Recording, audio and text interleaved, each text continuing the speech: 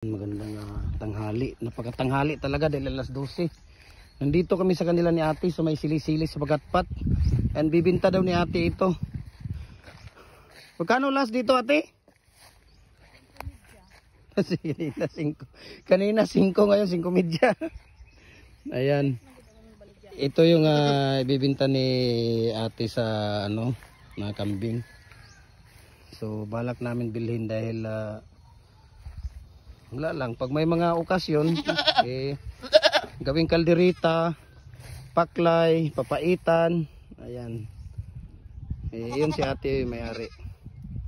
Ayan, ang dami pala niyang kambing dito. Saan pa yung iba? Ito yung mga anak ni ate, dalawa. Yung isa, yung itim, yung puti doon.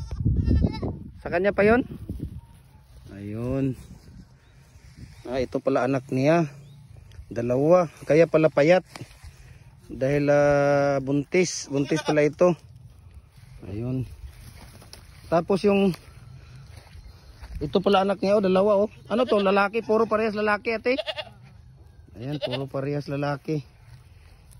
Ayan oh, dalawa. Dalawang anak niya. Kaya bibinta na nila yung mother. Ayun. So, tingnan natin kung magkaintindihan kami ni ate sa presyo.